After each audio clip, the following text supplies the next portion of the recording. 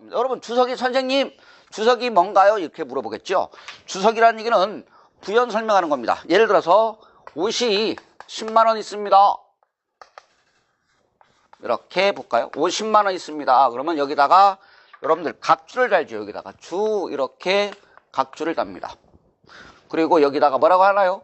이 옷은 한 번밖에 안 입었습니다. 이렇게 부연 설명하는 것을 우리는 뭐라고 그래요? 주석입니다. 그러니까 각 재무제표에 대한 주석을 표시하고 이렇게 각주를 달고 부연 설명하는 것을 우리는 뭐라고 그런다? 주석이죠. 제 집에 제가 자동차 벤츠 하나 1억짜리 하나 가지고 있습니다. 근데 이 벤츠는 어때요? 거래은행에 담보로 제공되어 있습니다. 라고 이렇게 부연 설명하는 것을 우리는 뭐라고 그런다? 주석이 되겠습니다. 이렇게 눈도장만 찍어주시면 되겠고요. 자, 우리 시험에 기출문제를 분석해보면 우리 시험에 13회와 16회 때 이렇게 나왔습니다. 다음 중 재무제표에 속하지 않는 것은, 그래서 우리 시험 13회와 16회 때 재무제표에 포함되지 않는 것, 이렇게 시험에 출제가 됐습니다. 또 하나 설명드리죠. 이때 재무제표의 작성 책임은 누가 지느냐? 재무제표의 작성 책임은 누가 진다? 경영자가 재무제표의 1차적 작성 책임을 진다. 이렇게. 작성 책임은 누가 진다고요? 경영자가 1차적 책임을 진다. 이게 우리 시험에 11회 때 시험에 출제가 됐습니다. 그러면 이렇게 재무제표를 작성해서, 그죠? 정보 이용자들이 합리적인 뭐 할 수 있다면, 의사결정할 수 있다면 그 정보는 뭐 하는 것이다? 유용한 정보다 이거죠. 그러니까 자, 보실까요? 여기에 그래요.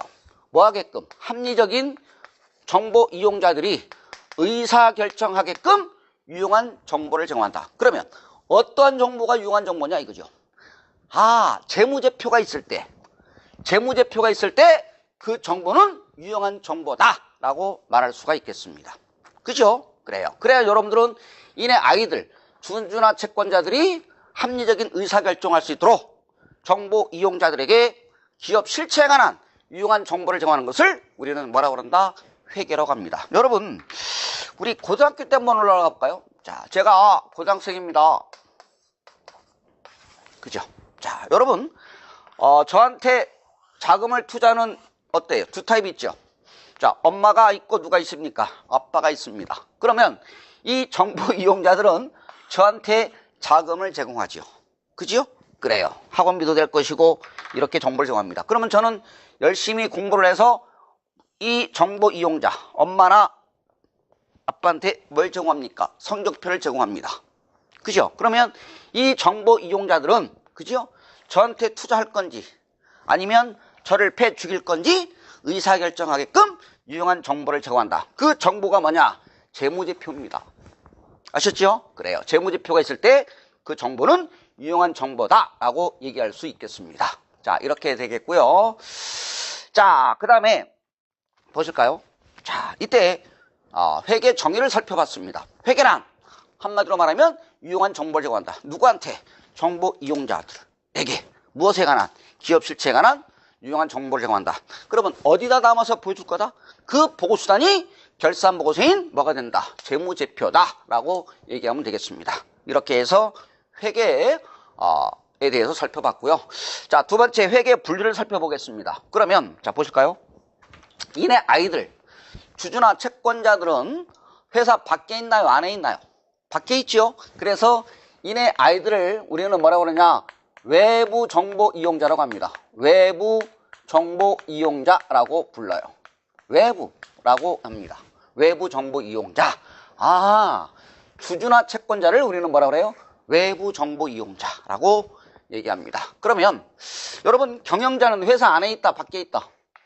경영자는 회사 안에 있다. 그래서 이 경영자는 회사 안에 있으니까 이내 아이들을, 경영자를 우리는 뭐라고 그러냐? 내부 정보 이용자라고 합니다. 내부 정보 이용자. 이렇게 얘기해요. 정보 이용자도 외부 정보 이용자와 내부 정보 이용자로 구분해 볼 수 있겠습니다. 그러면 이때 즉 주주나 채권자를 위한 회계, 즉 외부 정보 이용자에게 유용한 정보를 제공한다. 외부 정보 이용자에게 유용한 정보를 제공하는 회계를 우리는 뭐라고 그러냐? 재무회계라고 합니다. 재무회계 이렇게 얘기합니다. 이렇게. 또한 내부 정보 이용자 누구? 경영자를 위한 회계를 우리는 원가 관리 회계라고 그래요. 원가 관리 회계 이렇게 할까요? 원가 관리 회계라고 불립니다. 이렇게 얘기합니다. 그러니까 정보 이용자에 따라서 회계는 둘로 구분해 볼 수 있겠습니다.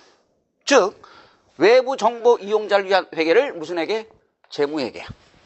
내부 정보 이용자를 위한, 즉 경영자를 위한 회계를 무슨 회계? 관리회계. 이렇게 구분합니다. 그럼 우리 시험에 재무회계 파트가 우리 시험에 다시 한번 써볼까요? 자, 이렇게 정보 이용자에 따라서